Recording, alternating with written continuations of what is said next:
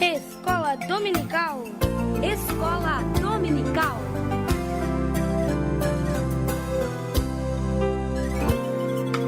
Vinde, alunos, vinde estudar. Vai começar agora no seu rádio a nossa Escola Dominical. Escola Dominical. Escola Dominical. Pegue sua Bíblia, sua harpa e acompanhe conosco a Escola Bíblica no ar. Juntos, vamos aprender um pouco mais a Palavra de Deus. Trazendo a Bíblia, livro sem par, que fala de Jesus. Escola Dominical.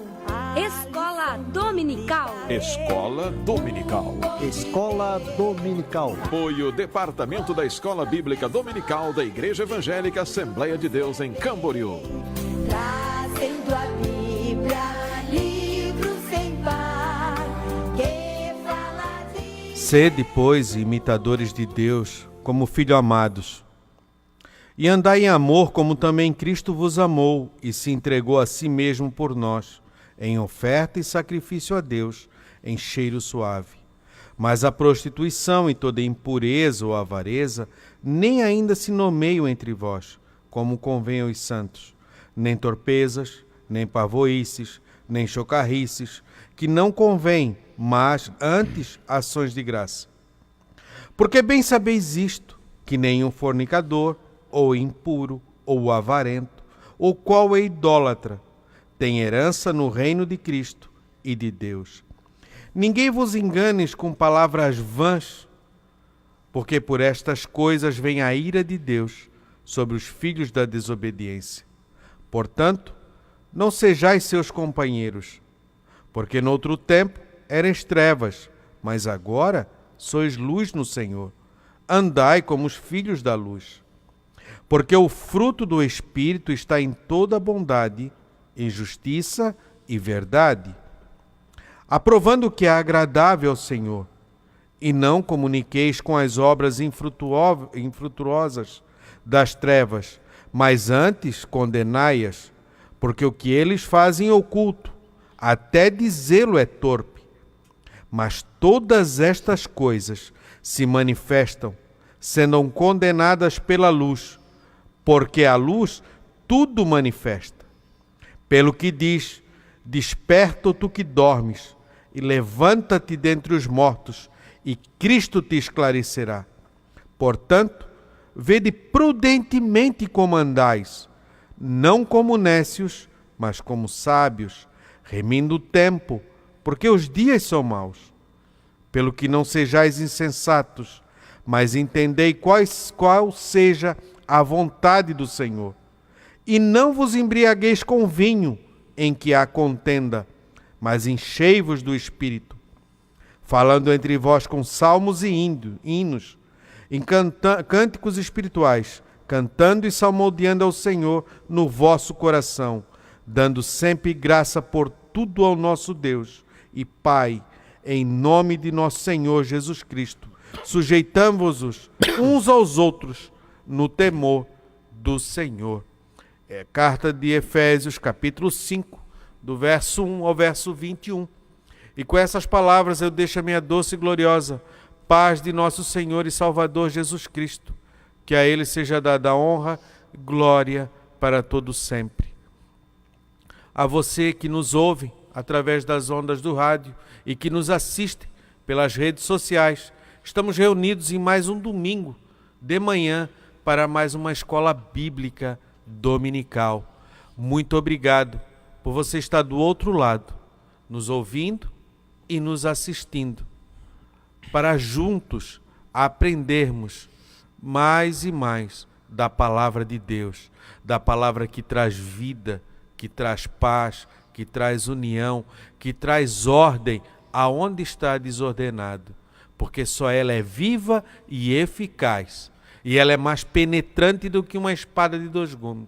E ela é apta. Ela por si só, ela já faz aquilo que precisa ser feito. E para trazer aquilo que lhe apraz. Hoje, no dia de domingo, 19 de agosto de 2018. Vamos trabalhar mais um tema da Escola Bíblica Dominical. Estamos trabalhando sobre o livro de Levítico. E junto conosco está na técnica de som o presbítero irmão Luiz Carlos Machado. Agora, depois de uma cirurgia de catarata, está enxergando mais nítido. Até viu que os apresentadores da Escola Bíblica estão mais bonitos, né? Diz assim, olha, agora eu estou vendo vocês mais bonitos, não tem mais aquele véu que vinha embaçando, né? E não poderia enxergar a beleza dos nossos irmãos que apresentam, né?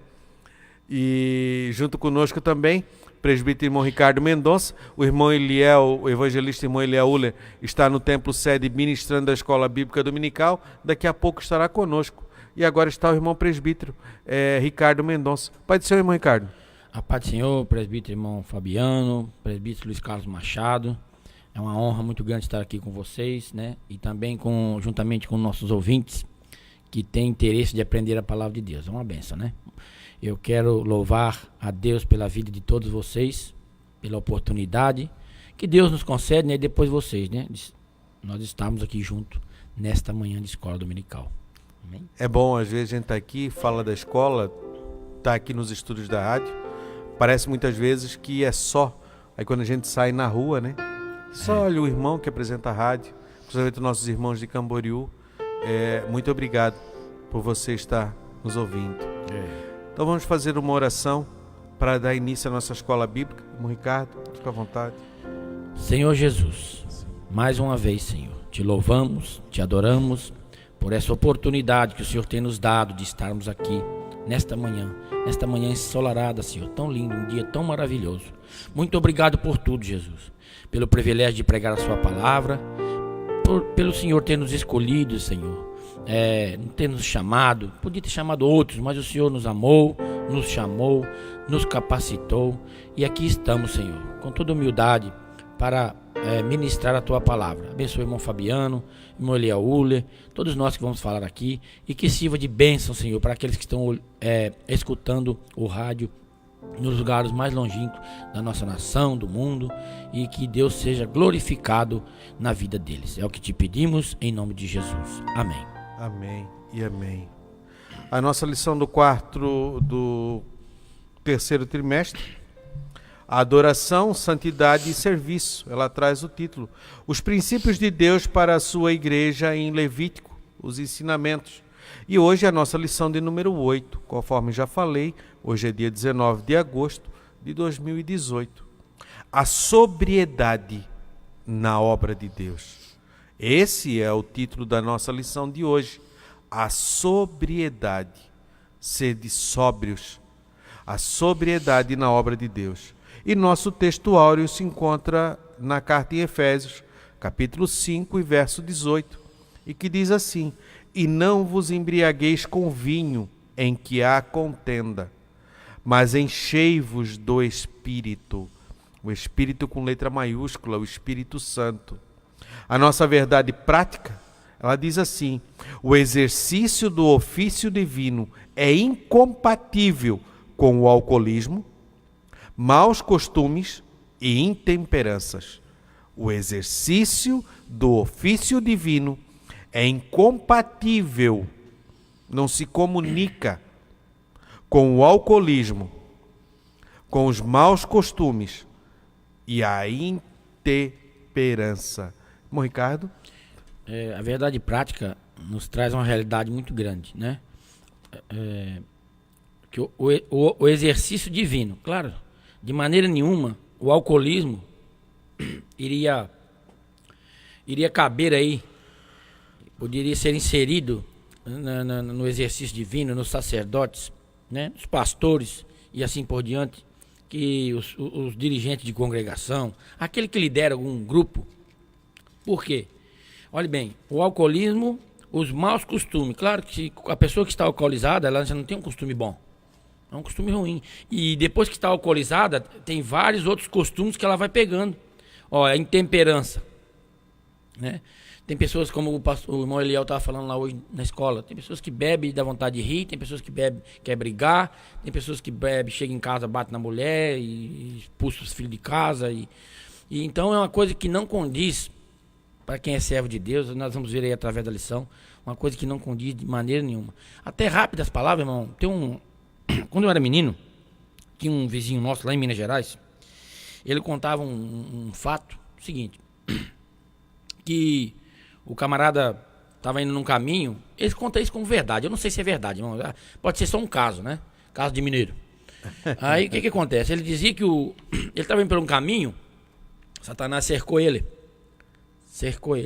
e queria passar, Satanás não deixava, era um beco estreito, no meio, na roça, né? E ele disse assim, olha, eu deixo você passar, Satanás disse pra ele, mas se você chegar em casa e matar a sua mulher. Eu falei, não, de maneira nenhuma, minha esposa, não vou fazer isso não, tá doido?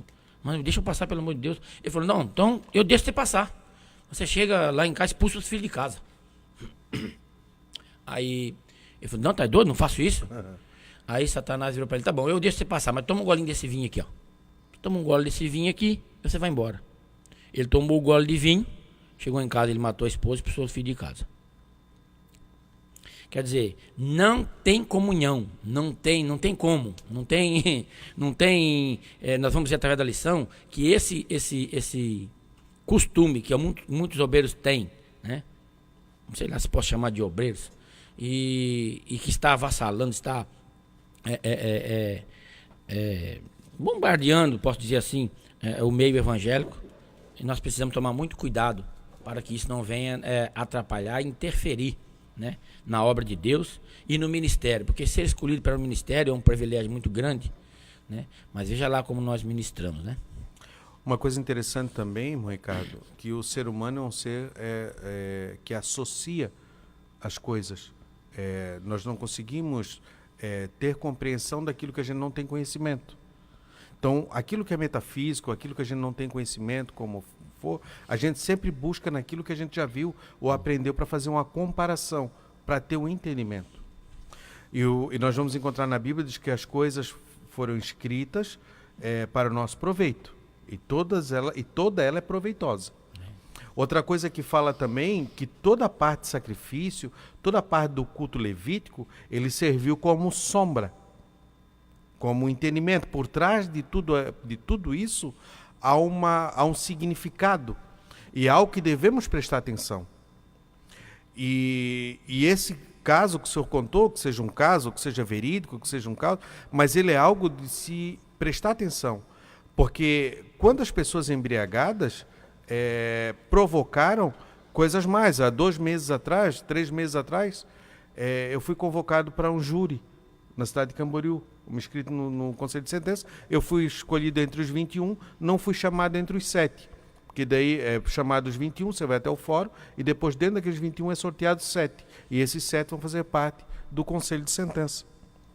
Era um pai que tinha um enteado, que ele tinha criado de pequenininho, agora já estava com 14 ou 15 anos, não me recordo, e a filha natural dele, que estava aí com 16 anos, 17 anos, o menino era mais novo, e ele, possuído pela droga da cocaína, estava em casa, chegou ensandecido, segundo ele, disse que vê o vultos, passou a mão numa faca e começou a estocar os filhos. Deu 15 facadas no filho e 7 na filha, no que era enteado, e na filha. Felizmente, não vieram a óbitos, se feriram, tiveram lesões graves, mas não morreram. Por causa da cocaína. Por causa da droga que ele tinha ingerido. Tirou isso. E também podemos ver também que muitas vezes nós se embriagamos não com vinho, mas se embriagamos com ira. E aí isso deixa os nossos sentidos entorpecidos. Nos embriagamos com mágoas. Não pensa para agir, né?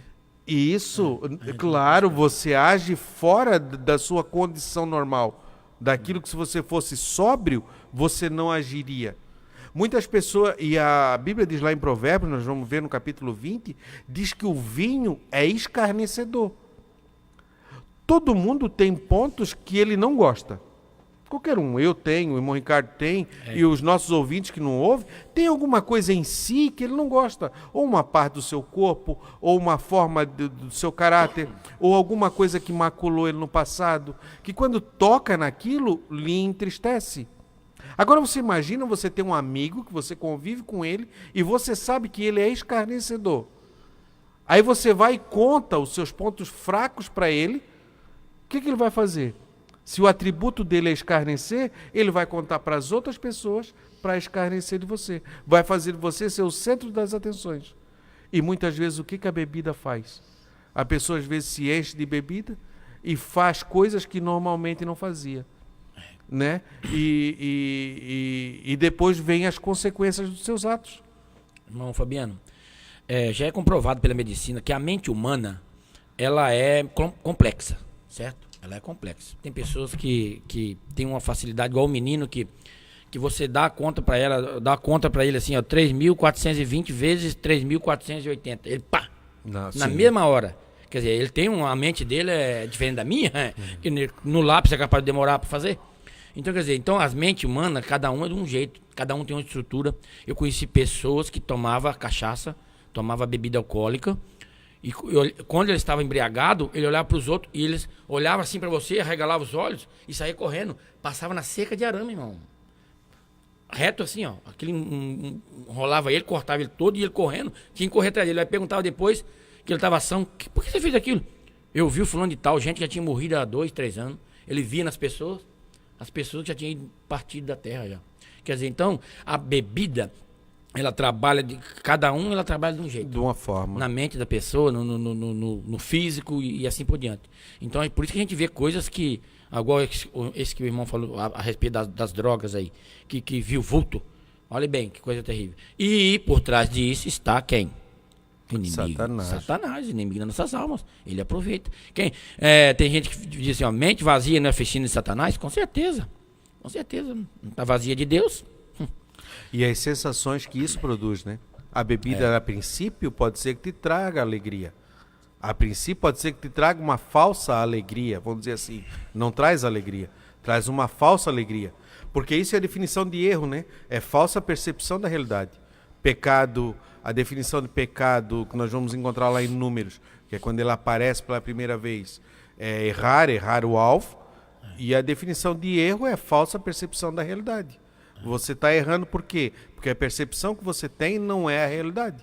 Por isso que o alvo que você mira a atingir, você não acerta. Às vezes tem família assim, mas eu queria fazer, eu fiz tudo certo. Eu sempre busquei fazer tudo certo. Não, alguma coisa está errado. Porque você não está atingindo o alvo que você deveria atingir.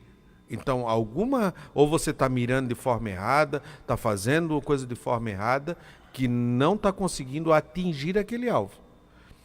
E acabando, provoca essa sensação que a princípio é alegre, ou que te faz fugir da realidade. Muita gente bebe para tentar, como uma janela que pula por ela, para tentar fugir da realidade, porque não consegue enfrentar os dilemas da vida, os problemas da vida. Ele não consegue ser uma pessoa ativa, e aí muitas vezes é uma pessoa passiva, e quando ela vai se impor, ou quando ela vai querer colocar a sua forma de ver as coisas, ela não sabe como se expressar, e aí se torna agressiva.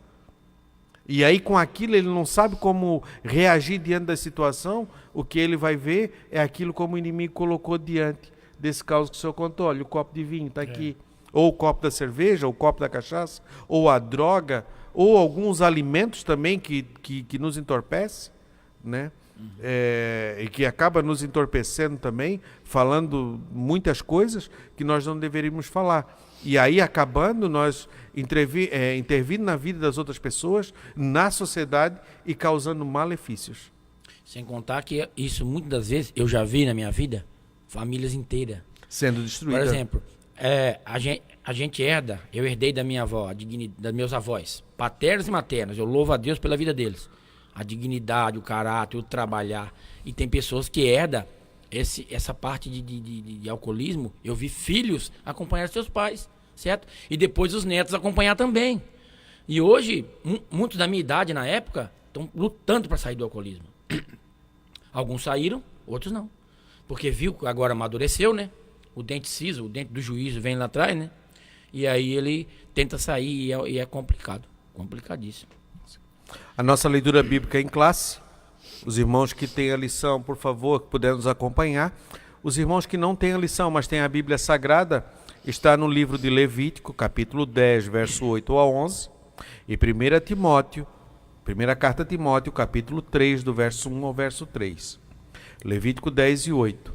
E falou o Senhor a Arão, dizendo: Vinho ou bebida forte, tu e teus filhos contigo não bebereis, quando entrardes na tenda da congregação, para que não morrais. Estatuto perpétuo será isso entre as vossas gerações. Para fazer diferença entre o santo e o profano, e entre o imundo e o limpo. E para ensinar os filhos de Israel todos os estatutos que o Senhor lhes tem falado pela mão de Moisés. 1 Timóteo 3 e 1. Esta é uma palavra fiel. Se alguém deseja o episcopado, excelente obra deseja.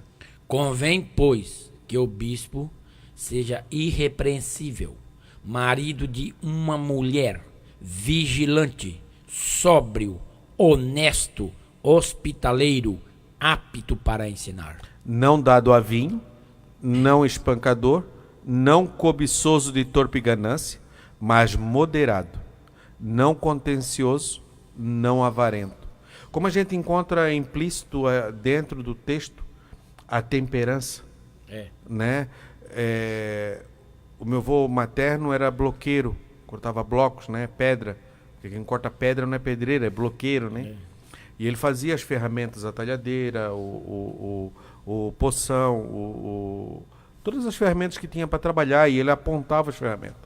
Então quem trabalha com ferro é assim, coloca na forja, no fogo, e aí ora na água, ora no óleo, ora na água, ora no óleo. E tudo isso tem um tempo específico para que isso seja colocado. Para quê? Para que entre a quantidade correta de carbono. Porque se entrar a mais de carbono, ele fica ou seco demais e quando bate quebra, ele não tem resistência, ou se entrar de menos, ele fica muito mole, ou vice-versa. E aí quando você bate, ele não corta a pedra, mas sim amassa o ferro e não adianta de nada. Precisa ter a quantidade certa de carbono entrar no ferro naquela liga para que ele dê a resistência e que provoque. Então a temperança vem daí, sendo temperado. A ferramenta correta. Já está conosco? Quente? Já está aquecido? O evangelista irmão Eliel Uller, né?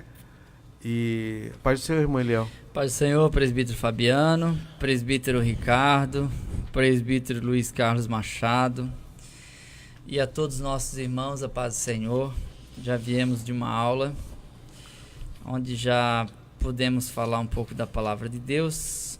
Ali a classe da Eliseuiana, nossa classe de adultos na sede, às vezes as pessoas confundem e acham que a nossa escola aqui do rádio é a mesma da igreja. Então eu sempre digo que na igreja começa às 9, vai até às 10h30, onde também eu leciono lá também de vez em quando, irmão Ricardo, né? E depois aqui no rádio começa das 10 e vai até às 11h30. Então são 2 aulas. Hoje eu vou participar dessas 2. Né? Lá já estivemos e agora estamos aqui pela graça de Deus. A nossa introdução. Na lição anterior, acompanhamos a trágica história de Nabade e Abiú, filhos do sumo sacerdote Arão. Embora cientes de sua responsabilidade, eles não temeram entrar no lugar santo para oferecer fogo estranho diante do Senhor. Por causa disso, Deus fulminou ali mesmo diante do altar do incenso. O que os levou a agir de maneira tão irreverente e profana? Pelo contexto da narrativa sagrada, podemos concluir que, embora estavam embriagados, ambos estavam embriagados, conforme Levíticos 10, 8 e 9, por isso profanarem solenemente a glória divina. Guardemo-nos, pois, do álcool, das drogas e de outros vícios, igualmente nocivos e destruidores. O ministro cristão tem que ser um exemplo de temperança, sobriedade e domínio próprio. Mulher?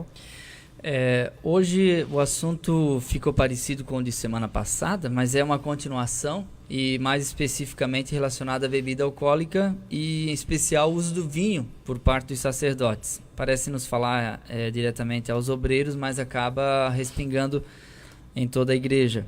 Então, só para fazer uma narrativa na busca do assunto, Nadab e Abiú, eles estavam, no meu ver, em alguma festinha pagã, ali na terra dos cananeus, por ali, ou na terra em que eles estavam, não é, com outras pessoas envolvidas, e, consequentemente, eles acabaram se influenciando, bebendo, e no meio da bebedeira, um deve ter dito para o outro, vamos oferecer um sacrifício, o nosso pai é o sumo sacerdote mesmo, a gente já pode entrar e sair a hora que a gente quer no tabernáculo, e a sensação de ser a mesma coisa que as pessoas no trânsito fazem, bebem, aumenta a sensação de estar no controle, eu sou motorista, eu dirijo bem, comigo aqui tem braço, e aí o bêbado fica gavola mesmo, e aí eles entraram naquela condição dentro do santuário, com fogo que trouxeram lá de provavelmente outra divindade. Aquela palavra estranho, fogo estranho,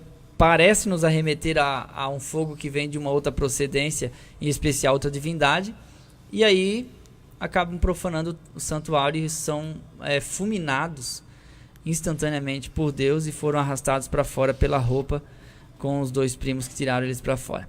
Então esse é um exemplo que a gente vê que pode ocorrer, embora não é costumeiro. Tem gente que gosta daquela justiça divina, Deus tem que matar, irmão Léo, quem bebe vai pro púlpito, Deus tem que matar quem usa droga e está no púlpito. Mas Deus sabe fazer do jeito dele a obra e acontece da maneira que Deus quer, nunca do nosso jeito. Eu não tenho esse senso de justiça de querer que as pessoas morram, mas infelizmente Nadab e Abiú foram fulminados por Deus dentro do templo. Então nós vamos ver esse péssimo exemplo, baseado nisso e em outras passagens a respeito do uso da bebida alcoólica. É isso. Só abrindo um parênteses aqui, quando eu estava estudando, um pouquinho fora do contexto, e como dizia o pastor Jordão, que a Bíblia tem resposta para tudo, né? Nós vamos ver sempre nos textos assim, e falou Moisés a Arão. Então Deus falava com Moisés e Moisés passava a Arão. Falou Moisés a Arão. Mas nesse texto aqui, começa que Moisés fala a Arão, olha, foi isso que eu falei, que não se deve se apresentar. E depois ele diz assim, depois ele faz outra advertência, ele diz assim, não plantei, não tire a cobertura da vossa cabeça, não faça choro, como você explicou na semana passada, para não parecer que Deus é injusto, né? E aqui agora começa assim, e falou o Senhor a Arão. Direto. Agora Deus começa a falar a Arão. Porque tem certas coisas que se talvez Moisés tivesse repreendido e colocado isso a Arão, poderia parecer que estava sendo acusado de beberrão e de comilão. Como se Deus não tivesse visto e quem viu foi Moisés, né? Isso, e quando Moisés fosse repreender Arão, ou falar isso, talvez aquilo pudesse soar numa forma de acusação e acabando machucando Arão, que já estava machucado por causa da morte dos filhos. Estando certo ou errado, porém eram filhos dele. Sim. Né? E acabando machucando. E muitas pessoas às vezes não percebem isso. Às vezes as pessoas erram por alguma coisa, as consequências pelos seus erros, e depois vão lá apontar o dedo no nariz e acusa. Em vez de dizer, Senhor, orienta, orar por ele, ou falar, ou que Deus fale, para que não tenha essa forma que seja acusado. Ele diz assim, e falou o Senhor a Arão, e diz, bebida forte, isso, aquilo, e deu a instrução para ele. E dali em diante ele deve ter passado por ali. Porque quando Deus fala com o homem, Deus sabe como falar sem o machucar, sem o acusar, né? Sem o trabalhar. O vinho na história sagrada. Nas Sagradas Escrituras, o vinho juntamente com o pão e o azeite é visto como bênção de Deus.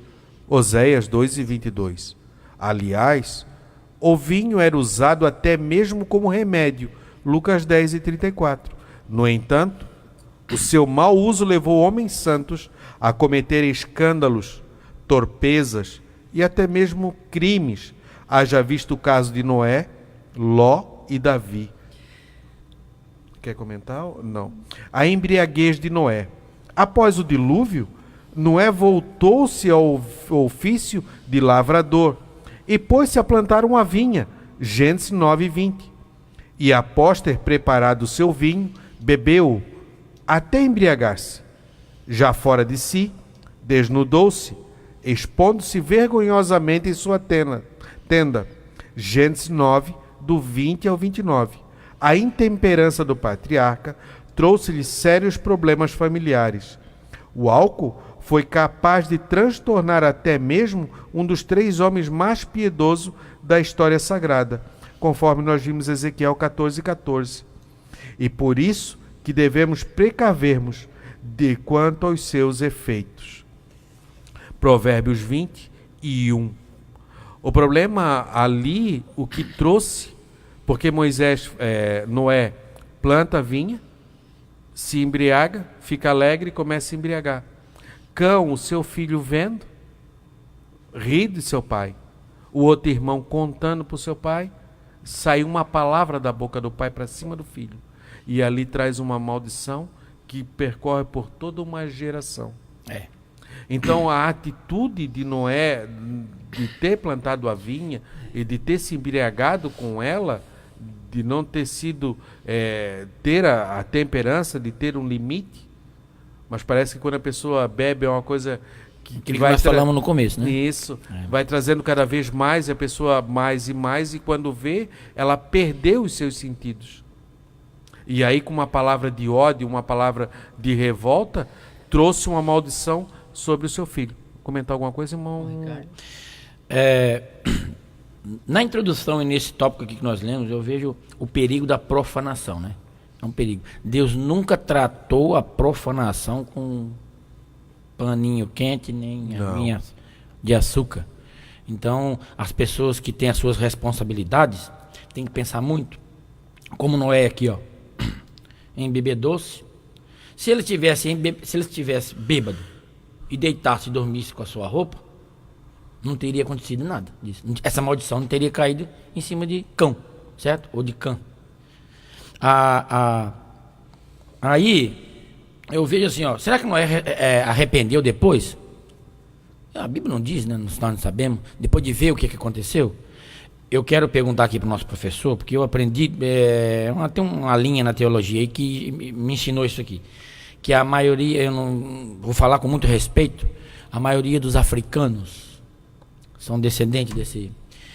Esse teólogo aí é o Donald Trump. É dessa Bíblia aqui, ó. Sim. Ele diz que nós, né, somos descendentes de europeu, de Jafé.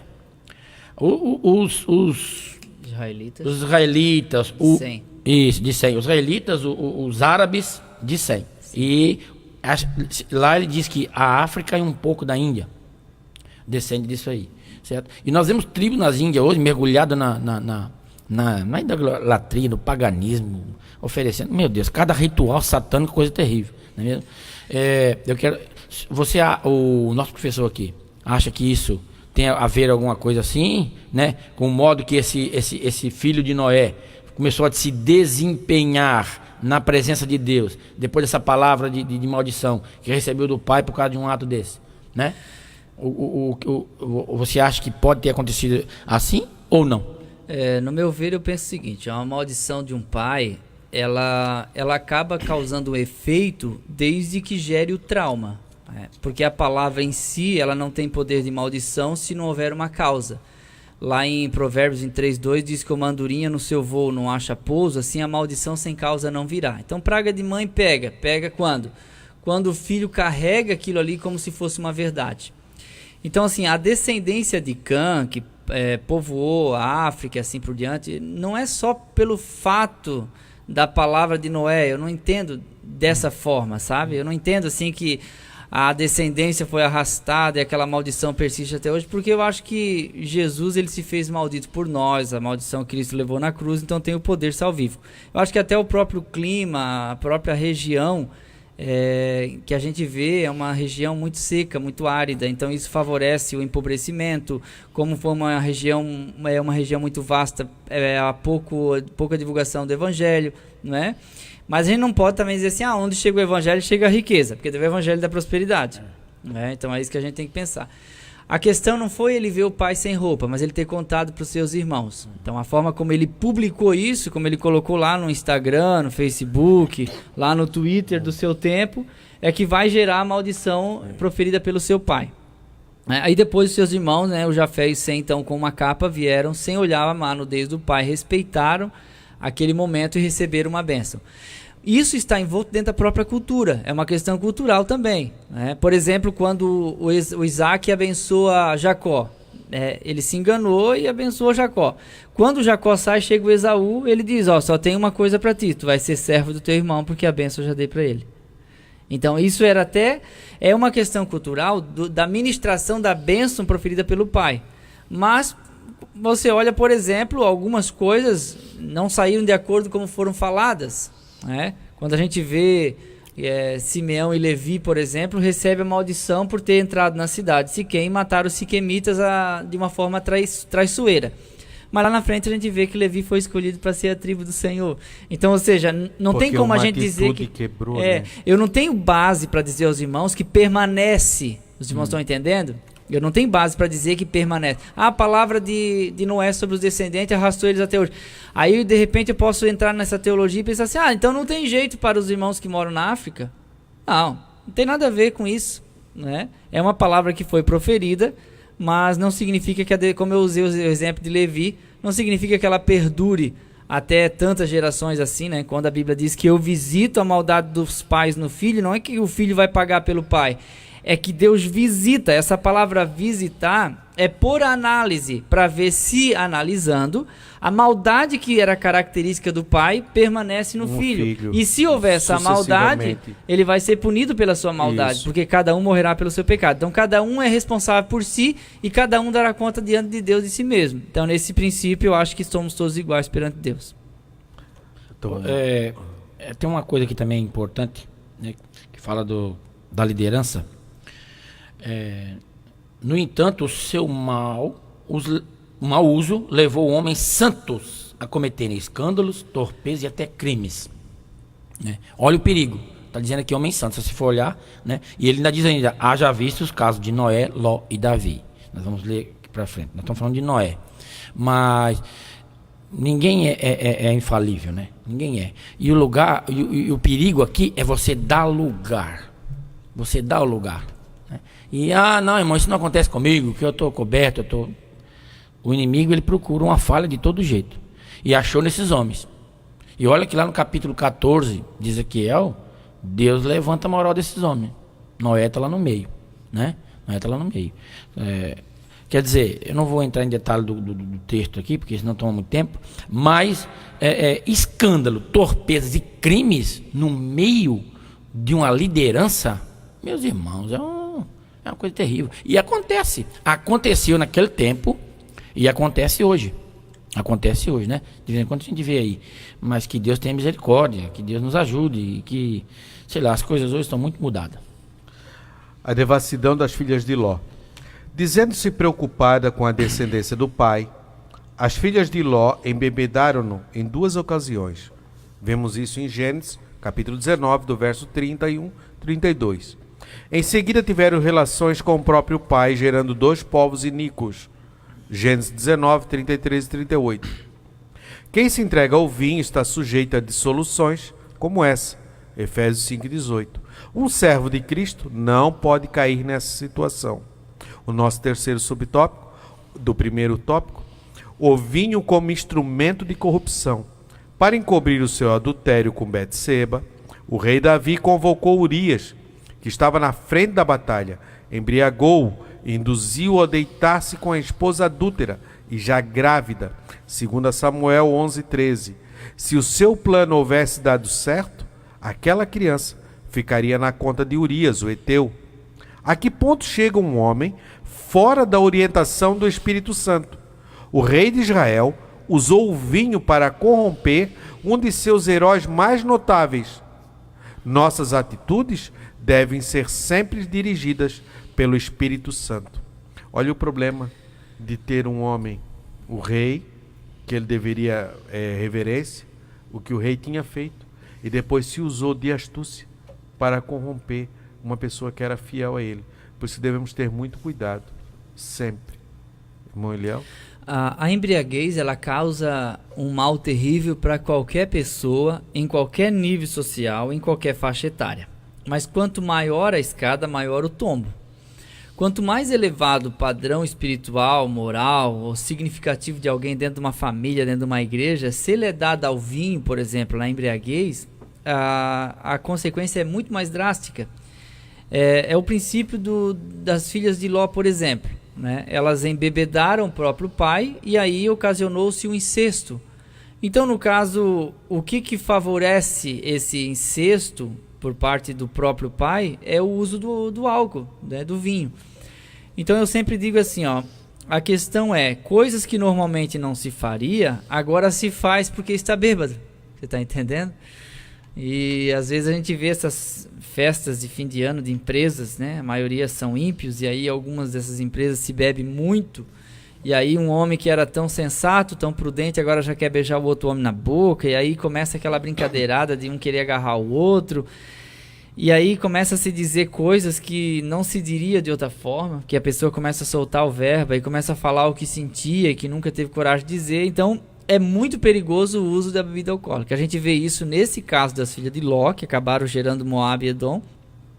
A gente vê esse caso no próprio Davi, né, que tentou forjar uma natalidade por parte de um homem que estava na guerra, queria que ele fosse dormir com a sua esposa para poder colocar na conta dele o filho que não era seu, porque Davi adulterou com Batseba. Eu não sei se Batseba adulterou com Davi, mas Davi adulterou com Batseba. Porque a Bíblia diz que ele viu ela, não diz que ela viu ele. E interessante que ele mandou perguntar o nome e disseram, ela é Batseba, mulher de Urias, ou seja, ela é casada. E aí ele mandou buscar ela. A gente não vê na Bíblia ele perguntando se ela queria vir. Então parece-nos que Davi adulterou e ela foi estuprada. Dentro do contexto da própria cultura da época, o rei tendo todo o poder e não existia essas leis de restrições, direitos humanos, essas coisas, então há uma probabilidade de ter ocorrido estupro. Se o estupro não foi, a questão é que ele pegou o marido dela que estava na guerra, que ficava 3-4 meses na guerra, e mandou ele voltar para casa e disse para ele dormir com a mulher dele. Por quê? Porque a mulher dele estava grávida do rei, para poder colocar na conta de Urias. Isso. Porque como é que vão explicar um filho? Que agora era vergonhoso, como é que vão explicar um filho? O rei vai adulterar aí? E outra, uma guerra que durar 4 meses, a mulher do homem grávida em casa, não tem nem cabimento. Quando ele chegar da guerra, tá barrigudo já. E aí Davi, que era o homem segundo o coração de Deus, olha só, começou a fazer as gafes na vida.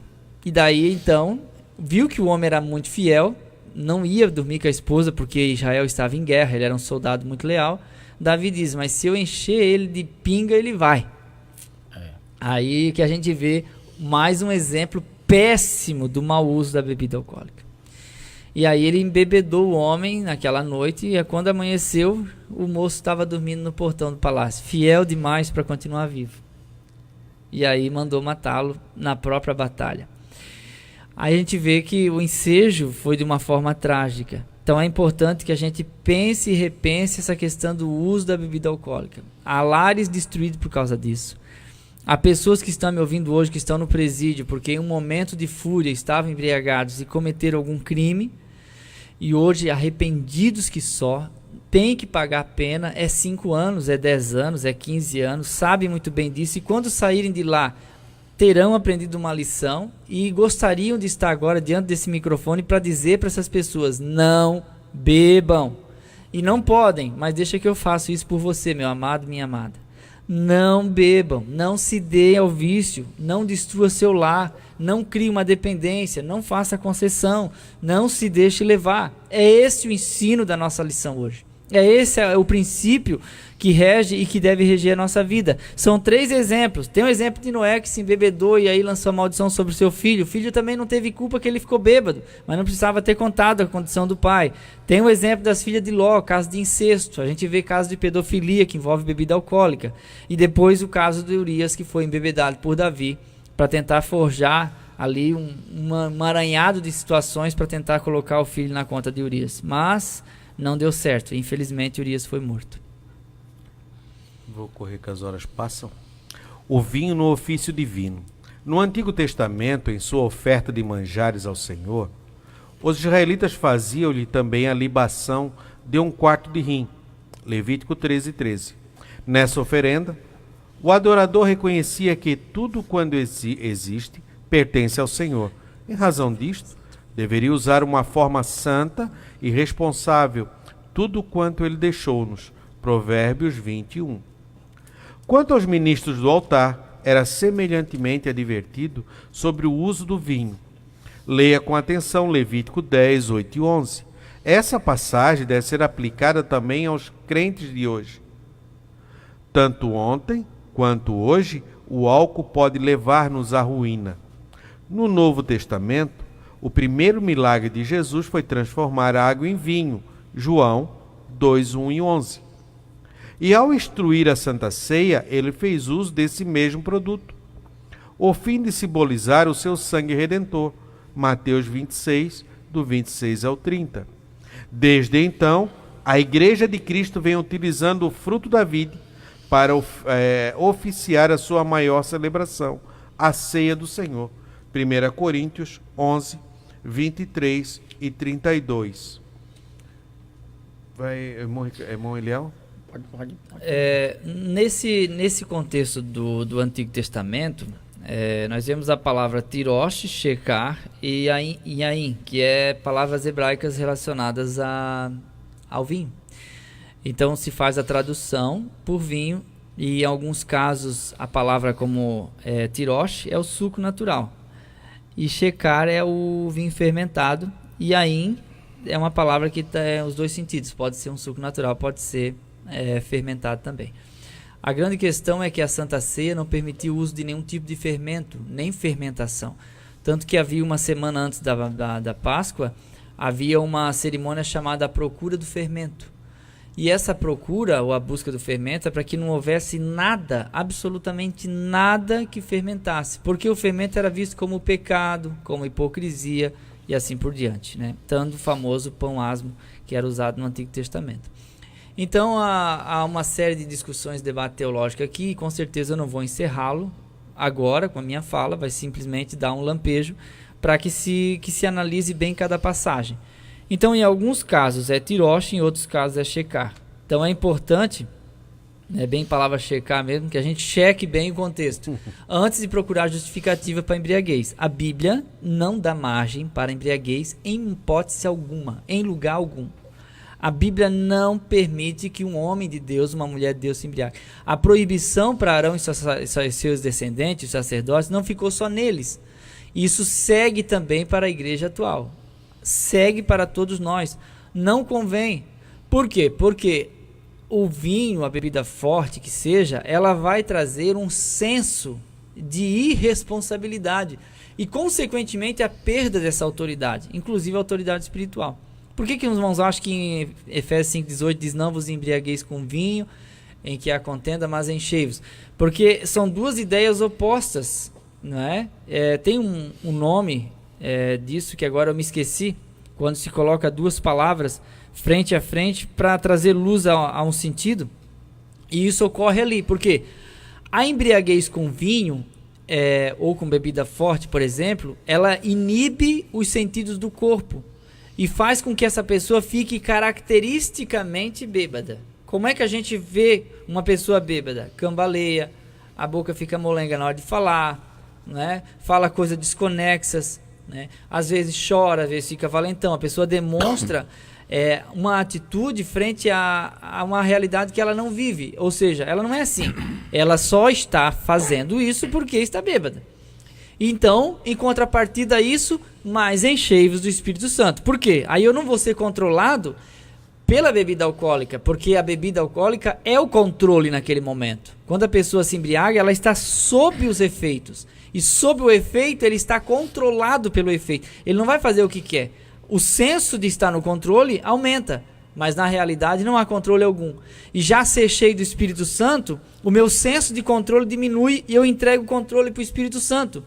E já as minhas descrições, a minha atitude, as minhas características é de alguém que reflete o caráter de Cristo. Ser cheio do Espírito Santo não é pular na igreja, ser cheio do Espírito Santo não é rodopiar, não é correr pelos corredores, não é profetizar. Ser cheio do Espírito Santo é demonstrar no dia a dia o caráter de Cristo. Cheio do Espírito Santo é isso. É a gente demonstrar no nosso dia a dia que nós temos o caráter de Cristo. Porque não é o fazer, é o ser. Porque eu posso fazer que estou cheio, mas eu não consigo ser cheio sem estar cheio.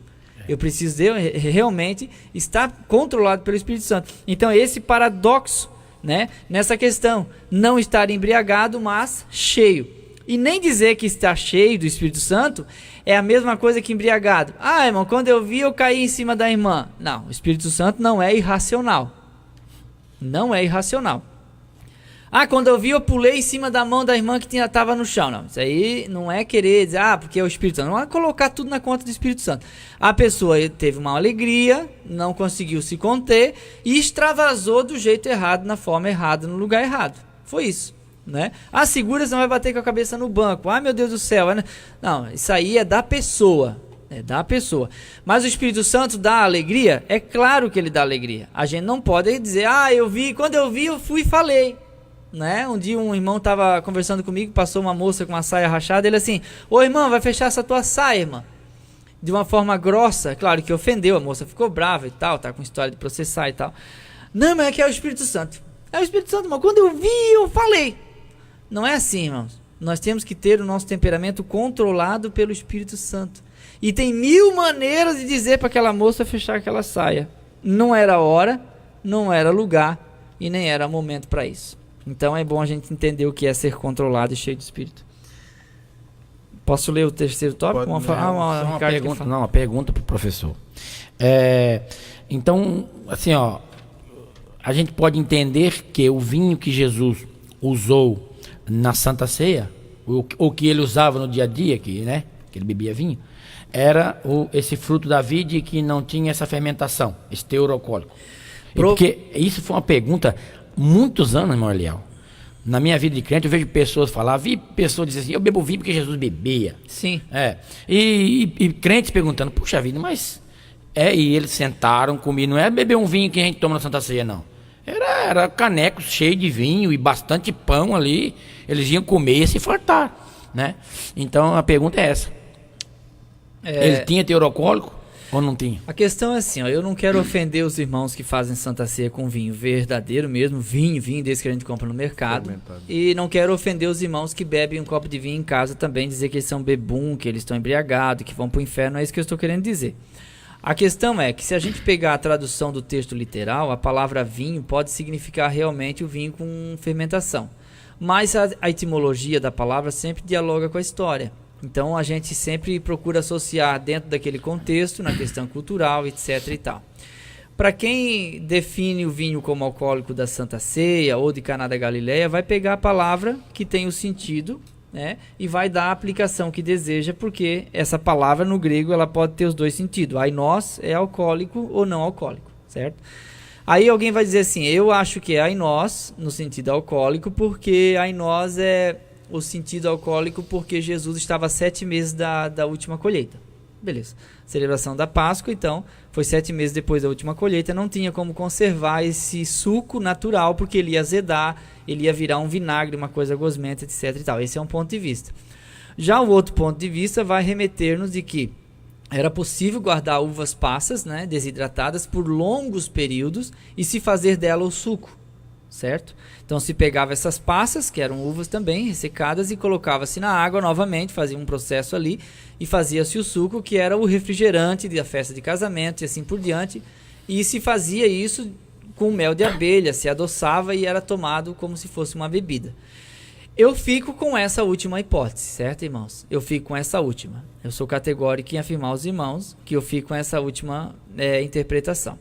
Aquele que defende o uso do vinho vai usar Coríntios 11, 21 para falar sobre a embriaguez do texto que está lá. Um tem fome e o outro se embriaga, como sendo, já que o contexto é Santa Ceia, a palavra embriagar-se ali tem o sentido de estar bêbado. Mas a palavra embriagar-se no contexto, de acordo com no rodapé da Bíblia de Estudo Pentecostal, também vai referir-se a esse estágio de embriaguez como estar satisfeito ou enfastiado, ao ponto de não querer mais. Porque no contexto não é um tem sede e o outro se embriaga, mas um tem fome e o outro se embriaga. Então a gente vê que a palavra fome, que termina a primeira parte do contexto inicial, ela é precedida pela palavra embriaguez, que vem na sequência. Então parece-nos que embriaguez no texto está ocupando o lugar da glutonaria ou de estar cheio ou farto suficiente. Essa é a sugestão do rodapé da Bíblia de Estudo Pentecostal, que eu achei bem interessante. Então é importante que a gente pense nessa questão. Sugiro, por base naquele texto, com base nessa cultura, de que o vinho da Santa Ceia não tinha fermentação, né? É uma sugestão do irmão Eliel, com base nisso. Não vai dizer que eu estou usando, porque eu estou citando diretamente a Bíblia, não, porque ficou uma margem aí e eu não quero entrar nesse mérito e demérito, não é? E o texto do capítulo 11, versículo 21 também está se referindo ao vinho sem fermento. E daí temos a de Caná da Galileia. Jesus fez uma multiplicação e o vinho que Jesus multiplicou era melhor do que o outro. Pode ser que alguém entenda que seja no sentido de alcoólico, né? Como eu já vi muita gente falar isso e categorizar, mas eu também, no meu ver, eu vejo que aquele vinho pode não ter sido alcoólico. Por quê? Porque era a bebida da festa. E a gente vê que Jesus, ele condenou a embriaguez, embora ele era chamado também de beberrão e comilão. Aí diz, mas era chamado de beberrão, então Jesus também bebia. Bom, ele era chamado de samaritano e de endemoniado e ele também não era. Então você está vendo como às vezes a gente quer ser categórico e radical numa colocação, mas às vezes porque Jesus bebia e comia. Mas vamos ver, Jesus se embriagou? Aonde é que você lê na Bíblia que Jesus estava bêbado? Então não tem como a gente pegar a pessoa de Jesus, que é nosso exemplo, e categorizá-lo assim. Então, no meu ver, Caná da Galileia foi um suco natural. Isso é o meu ver, eu sei que alguns não vão concordar comigo. E o texto de Coríntios 11, 21 também. E o vinho, pelas constantes enfermidades do estômago de Timóteo, 5:23 de Timóteo, né, está relacionado à própria saúde na qual ele estava envolto, com problemas de estômago e assim por diante. E o Dr. Rodrigo Silva fazia uma explicação interessante. Colocava-se o vinho na água para dar uma purificação à água, porque não se tinha fervura como uma forma de se livrar das bactérias. E o vinho alcoólico dentro da água, uma porção bem pequena, purificava a água para o consumo. E se Timóteo já tinha problemas do estômago, um pouco de vinho na água iria fazer com que essa água ficasse de melhor qualidade. Esse é o princípio. A Bíblia não está recomendando a embriaguez em ponto algum. Em ponto algum. Tá? Então não inventa, porque eu gosto de beber, não sei o quê. Mas aí é outra história. Você não pode usar a Bíblia para se embriagar e dizer que a Bíblia está justificando. Né? Porque lá em Gálatas 5, nas obras da carne, embriaguez está lá. Mas as obras da carne são manifestas, as quais são ira, peleja, dissensão, heresia, glutonarias, bebedices, embriaguez. Até porque a palavra embriaguez também não está ligado somente à bebida. A comida também pode provocar embriaguez. O chocolate, ele libera substâncias no teu cérebro que muda o teu humor. O resveratrol, que está presente na uva, não precisa tomar o vinho para encontrá-lo. Você pode comprar o suco natural, que inclusive é mais caro do que alguns vinhos. Então não é desculpa também. O resveratrol, que revigora as veias e que melhora a qualidade das células e que é uma fonte da juventude, como se diz, ele está presente no próprio teor da uva, de onde ela é processada e feito o suco natural, como a gente entende. Ali já tem, você pode tomar um copinho daquele aí que não vai morrer, não. Isso. Quer dizer, morrer vai um dia, né? Se Jesus não voltar. Mas não por causa do suco. Isso. Advertência quanto ao uso do vinho. É bem possível que Nabá e Abiú tenham entrado no lugar santo do tabernáculo sob efeito do álcool e, sem qualquer temor ou reverência a Deus, apresentaram fogo estranho no altar divino. Logo após a morte de ambos, o Senhor fez uma séria advertência a Arão: vinho ou bebida forte, tu e teus filhos contigo não bebereis, quando entrares na tenda da congregação, para que não morrais. Levíticos 10, verso 9. Tal aviso serviu para que no futuro tragédias como essa não viessem a ocorrer. Por isso, o Senhor proibiu incessantemente, a partir daquele momento, a ingestão de vinho e de bebidas fortes no ofício sagrado. Aos desobedientes, a punição seria a morte. Muitas vezes a morte aqui não é física, a gente já falou semana passada. A morte aqui engloba muitas coisas. Pode ser a morte nos relacionamentos. Quantos casais dentro de casa, por causa da bebida, não tem mais relacionamento, não consegue mais se relacionar, e aí não consegue usufruir desse relacionamento. Porque a pior coisa é você não ter uma coisa, é você ter e não poder usufruir dela. Né? É você ter a comida, você ter o dinheiro para comprar, mas você não ter o paladar para sentir o sabor daquela comida. Eu não faço concessões, às vezes as pessoas querem que eu fale assim, ó, irmão, aprecie com moderação. Isso aí é o que passa na televisão.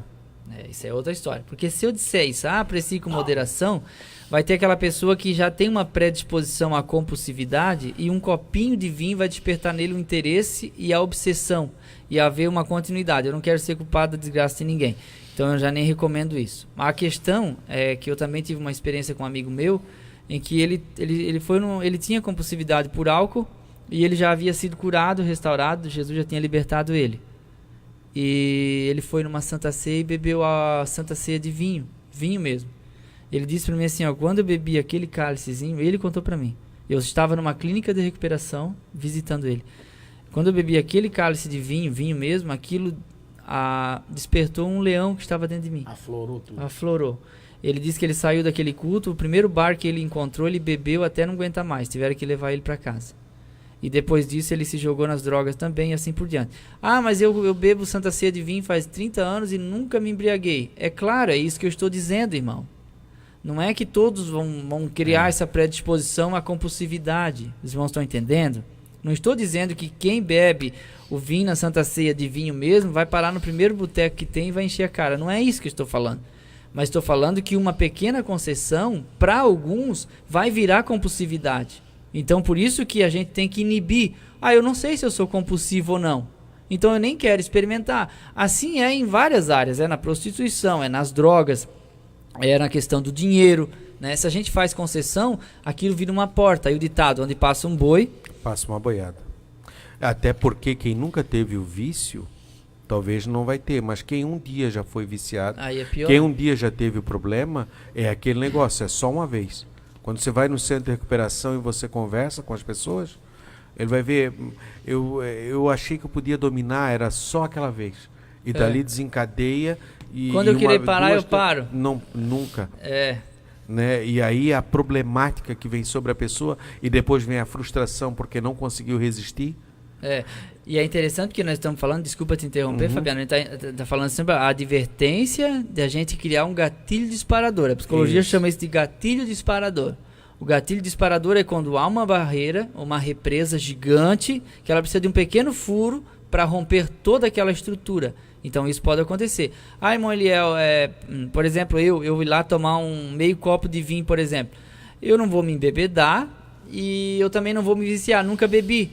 Só que eu já nem gosto muito do gosto do vinho, então para mim não vai fazer diferença alguma, né? Não é o ponto que eu luto contra, mas para algumas pessoas que estão me ouvindo, irmão Fabiano, meu irmão, eu tô 6 meses sem beber nada, bebeu meio copo de vinho, deu, já era, ele já vai pra cerveja e ele vai beber 8, 10, 12, 15 cervejas, eu não sei para onde é que vai essa cerveja que esse pessoal toma.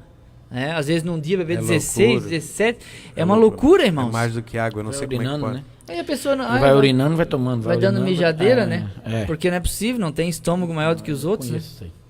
Uma pergunta. Mais uma.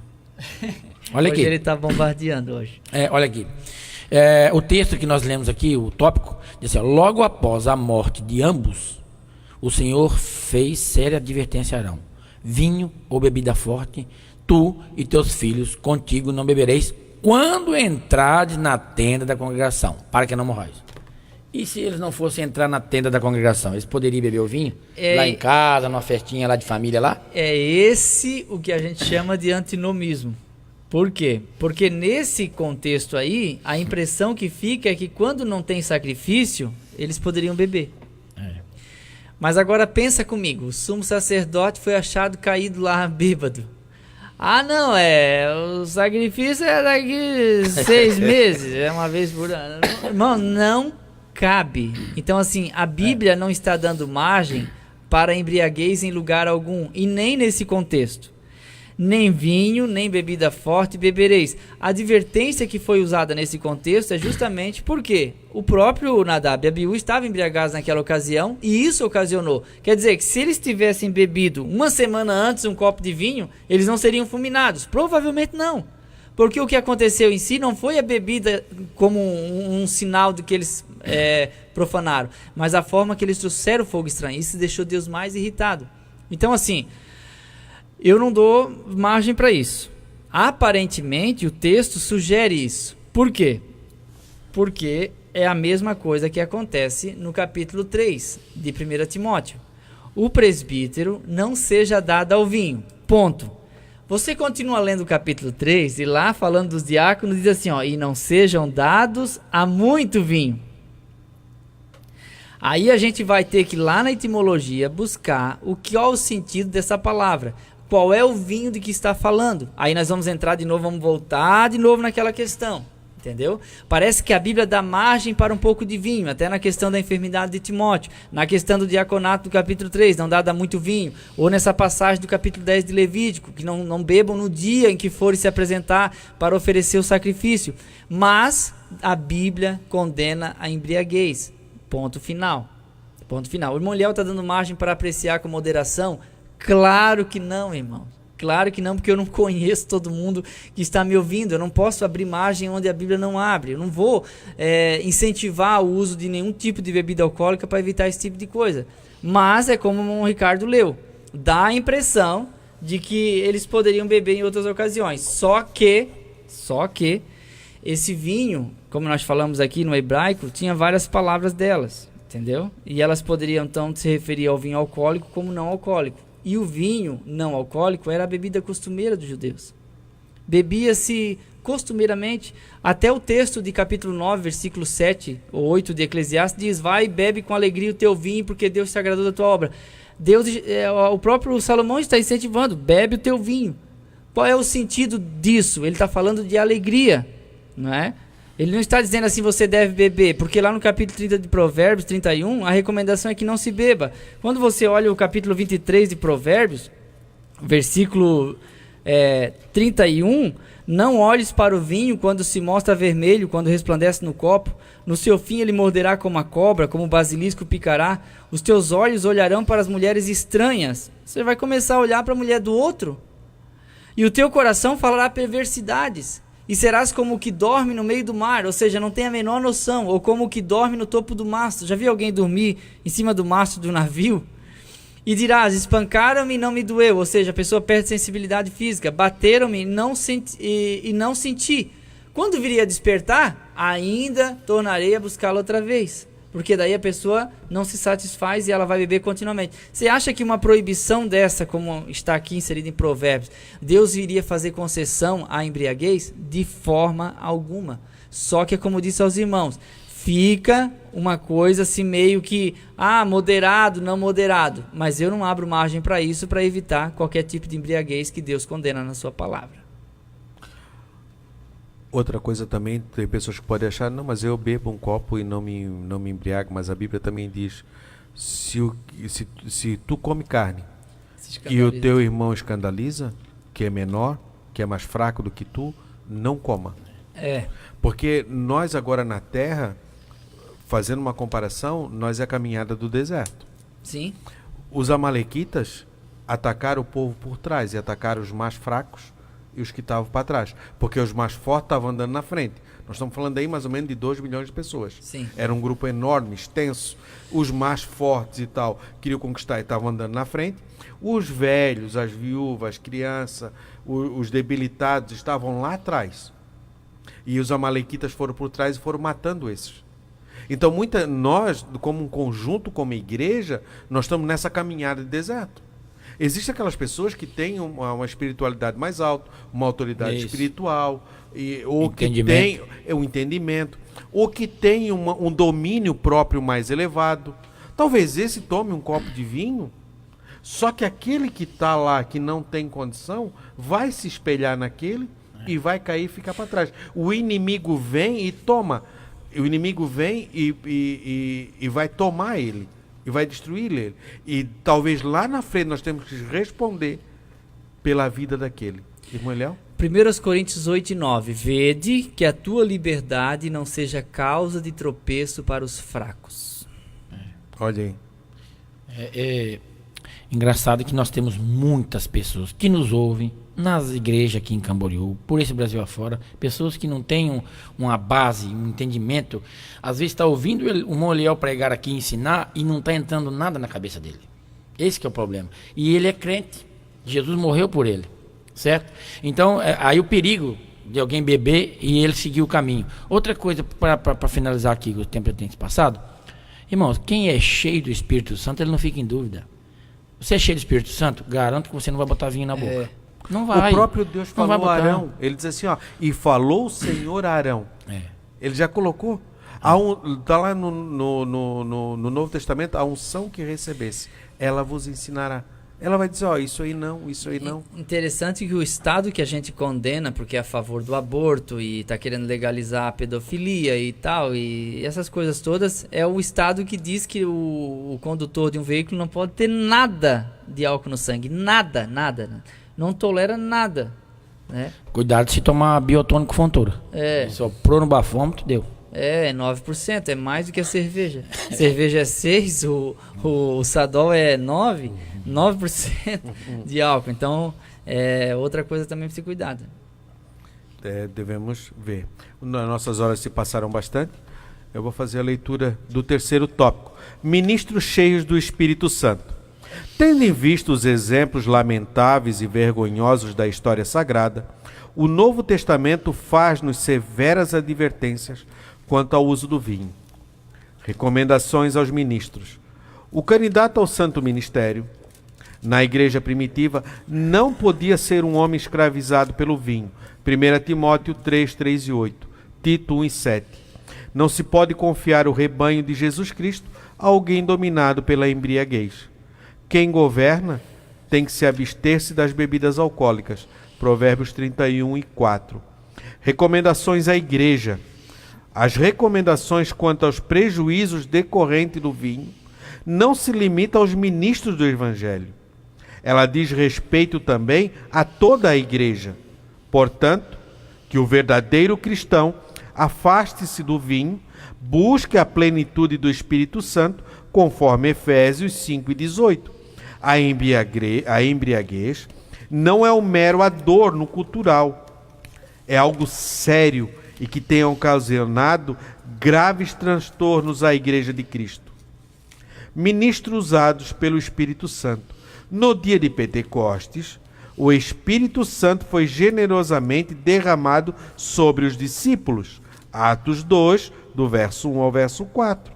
De início, eles foram tidos como bêbados, mas após o sermão de Pedro, todos vieram a conscientizar-se de que eles falavam e operavam no poder de Deus, conforme Atos 2, capítulo 40 e 41. Na sequência de Atos, deparamos-nos com apóstolos e discípulos proclamando o Evangelho, sempre no poder do Espírito Santo. Atos 4, verso 8 e 31, encontramos no capítulo 7, no capítulo 13. Então, sempre eles cheios do Espírito Santo, e não ao vinho, porque agora eles estavam comissionados a uma missão. Agora eles estavam condicionados a uma missão divina e que não tinha mais lugar ao vinho e ao álcool, porque as pessoas agora eles estavam anunciando um novo e vivo caminho que era diferente de tudo aquilo que aquelas pessoas tinham vivenciado. E que muitas tragédias tinham acontecido por causa do álcool e por causa de bebida. E como nós vimos hoje também, quantas tragédias no trânsito, quantas famílias foram ceifadas, quantos jovens perderam a sua vida. Semana passada, um carro com 5 jovens ou 6 jovens perderam a sua vida em alta velocidade e as famílias chorando. Porque se as nossas atitudes parassem em nós mesmos, não refletissem nos outros, seria muito bom. Se as minhas atitudes não refletissem na minha família, seria bom. Mas as minhas atitudes refletem na minha família, refletem na sociedade, refletem na igreja, refletem no meio do que eu vivo. Então eu preciso prestar atenção. Como deve ser a minha conduta? Será que o álcool, será que a bebida, o que ela vai trazer para a minha vida, para a minha família, para todos que estão ao meu redor? Agora, ver se o carro que vem na direção contrária, que é uma família inocente, que não bebe, que tá até, né, assim tudo certinho, saiu para passear, aí vem alguém de direção contrária, invade a pista, bêbado, e mata, às vezes ele sai vivo, Não acontece nada. e a outra família inocente morre tudo. E eu posso falar isso com propriedade. Eu já falei aqui, eu trabalho de motorista. Tô o dia inteiro com o volante na mão e vejo coisas, irmãos, que olha, eu falo assim, esse tá bêbado, esse tá maconhado, não pode.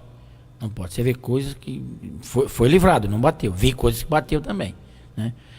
Então o Brasil, a sua cultura, o jeito das pessoas, o jeitinho brasileiro. Não faz mal passar por aqui, vou passar pelo acostamento. Eu, não, vou fazer uma voltinha aqui, é só um pedacinho que é contramão, volta ali. É complicado. Uma coisa que tem muito país europeu que não adota esse princípio aí, né? Chama a pessoa a comparecer civilmente, responde civilmente por tentativa de crime, andar contramão, passar sem parar, furar sinal. A minha irmã mora nos Estados Unidos, minha irmã mais velha. Ela disse que chegou lá assim, ó, pare, você tem que parar 5 segundos. Ela chegou e parou, olhou, ninguém. Quando ela arrancou, foi o guarda, parei. Mas eu parei. Não, você parou 3 segundos. E multou ela. Certo? E lá o meu menino estava outro dia nas redes sociais e falou, pai, olha aqui. 2 brasileiros. Lá na Europa, num país da Europa, não sei onde. Tava aquela luzinha do pedestre apagada. Neve. Não tinha carro, não tinha nada. Eles olharam. Quando eles botaram o pé para atravessar, o camarada abriu a janela da casa dele. Ei, você não está vendo que você não pode atravessar lá? Eles pegaram e voltaram. Ele falou, não tinha nenhum carro vindo. Olha aqui, pai. Então, quer dizer, isso aqui no Brasil, só Jesus na causa. Mas, rápidas palavras para me passar para o nosso professor aqui. Esse tópico fala de ministro cheio do Espírito Santo. Irmãos, a lei normal da sobriedade, temos que ser sóbrio, tá? Você consegue entrar diante de um magistrado lá, eu vou lá ter uma audiência lá no fórum, você vai bêbado lá, ou cheirando a cachaça, você vai ter que sair de lá. Você é um professor, você vai na escola cheirando álcool, você vai perder teu emprego, rapaz. Quer dizer, então a gente vê que não é só na igreja, é em todo segmento de sociedade que vela, ou que preza por alguma conduta ilibada, tá entendendo? Qualquer instituição de ensino. E aí aqui agora está falando dos ministros do Evangelho, dos ministros de Deus. Naquela época lá, Arão, e hoje nós aqui que estamos aqui, né? Falando sobre recomendação aos ministros, recomendação à igreja e ministros usados pelo Espírito Santo. Aí eu quero ir lá ler rapidinho esse versículo, que para mim é o chave da leitura bíblica em classe, que é lá, convém, pois, que o bispo seja irrepreensível. Olha aí. Marido de uma mulher, vigilante, sóbrio. Tá aí, ó, a advertência. Paulo escrevendo ao Timóteo.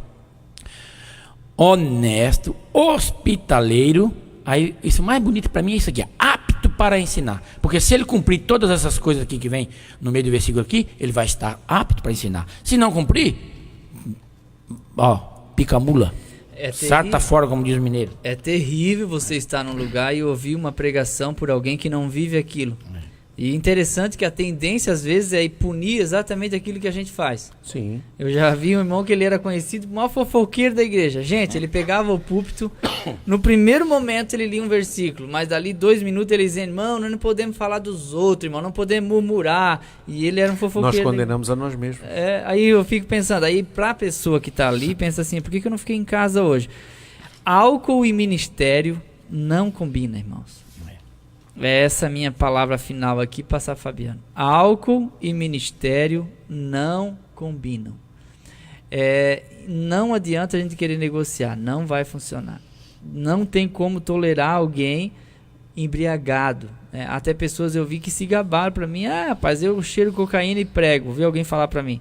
Eu prego e olha, quando eu tô no efeito da cocaína, aí é que eu prego. Até eu estava num culto que o camarada pregou, depois que ele me contou.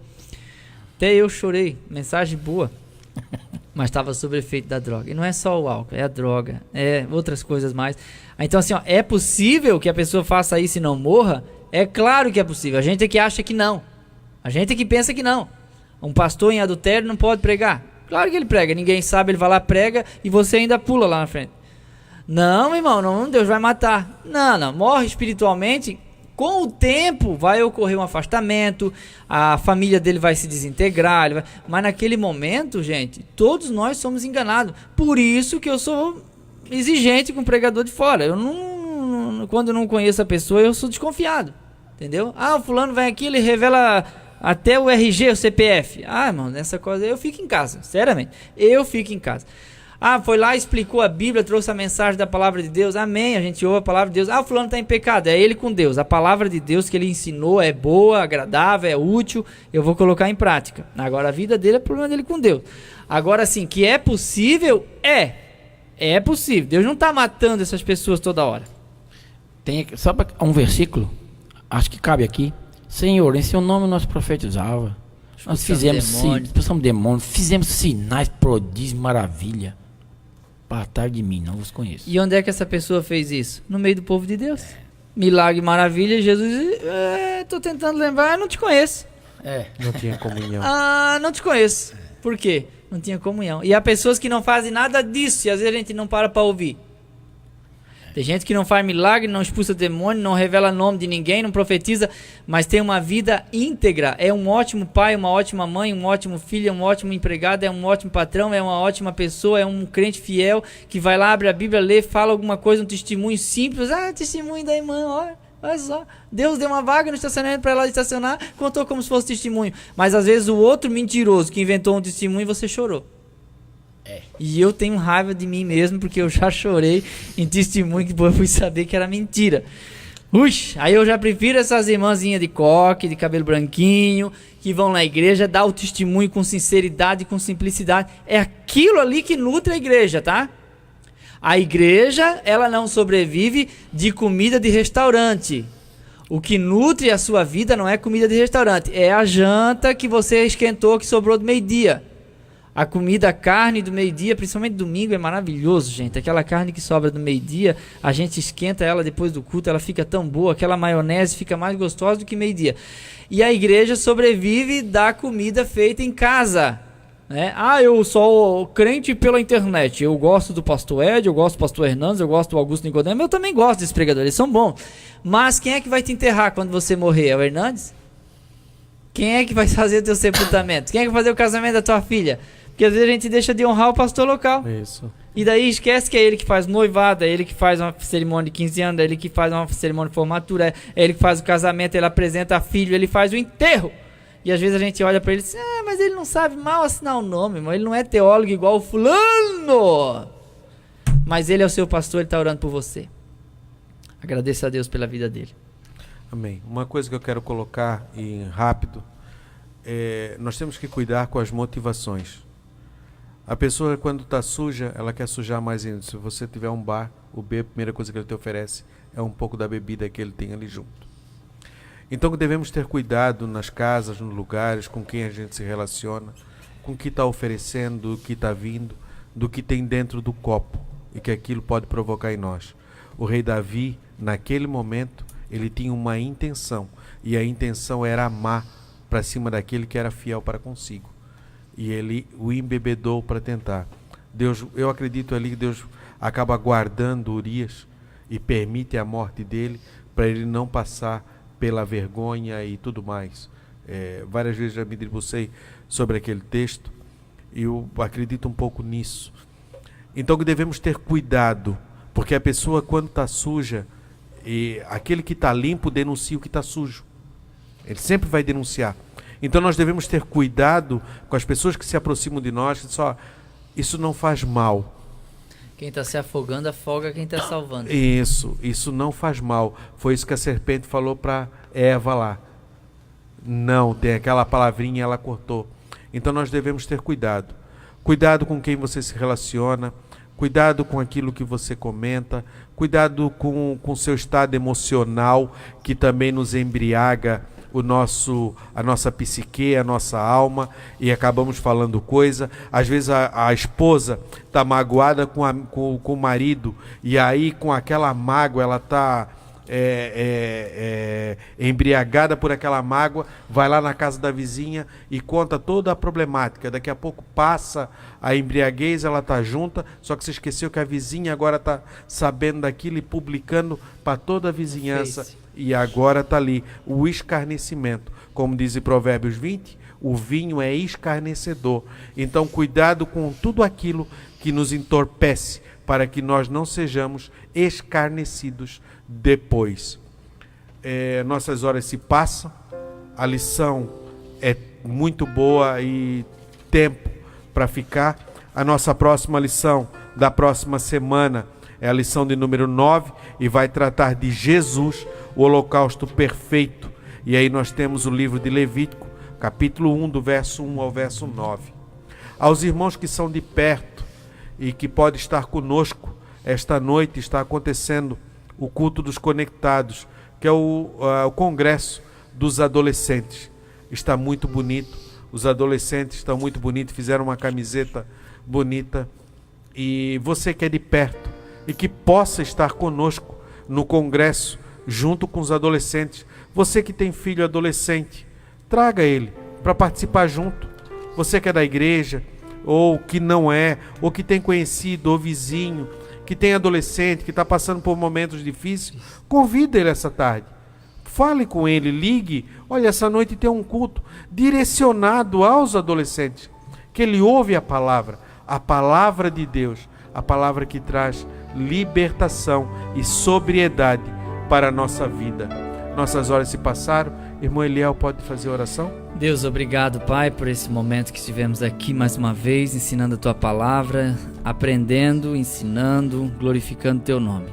Que essa palavra possa ficar viva nos corações, nas mentes, que todos nós possamos guardá-la bem guardado, Pai, para que não esqueçamos em momento algum. Guia cada um de nós, traz a libertação para aquele que precisa, ajuda, Senhor, aquele que está fraco e necessitado. Essa é a nossa oração, em nome do Senhor Jesus. Amém e amém. Vinde estudar com os professores que muito nos quer bem. Acabamos de apresentar Escola Dominical. Escola Dominical. Orientação Didática, Departamento de Ensino da Escola Bíblica Dominical de Camboriú, Santa Catarina. Até a nossa próxima escola, se Deus assim nos permitir. Escola Dominical. Povo de Deus,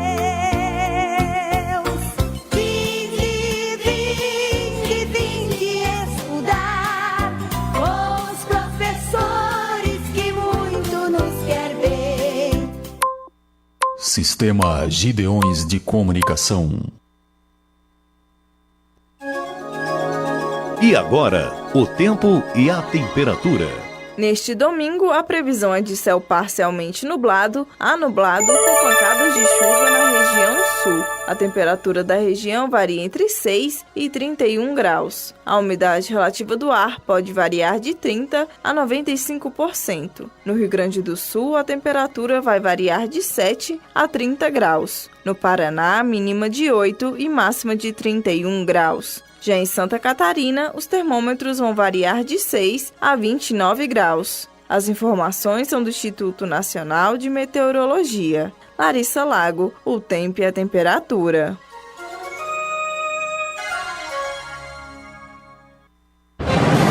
Eleições 2018. A partir de 16 de agosto está liberada a propaganda eleitoral nas ruas e na internet. Alto-falantes e carros de som divulgando jingles ou mensagens dos candidatos, carreatas, caminhadas, comícios e material gráfico. Placas e faixas são proibidas de serem fixadas em postes públicos que sustentem semáforos ou em árvores. A lei eleitoral permite a publicação de propaganda paga na imprensa escrita e a reprodução na internet do jornal impresso. Agência Rádio Web nas eleições 2018.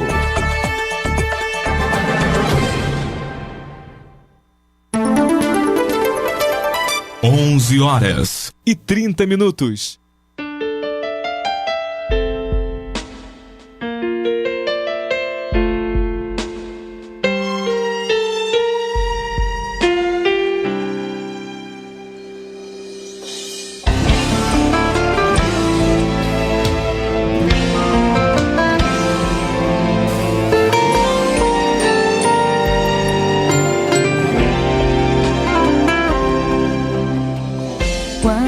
Provações você tem que passar, quantas decepções você tem que suportar. Não é fácil quando se está sozinho. Parece que os espinhos ferem a alma, o coração já não suporta a dor de ter que lutar mais uma vez. Soldado é aquele que luta ferido, que não se entrega e não se desanima. Depois de caído tem que levantar pra conquistar. Soldado do céu é um soldado fiel, é um campeão buscando mais que um troféu. Lutar é vencer, vencer é saber que lá no céu uma coroa vai receber.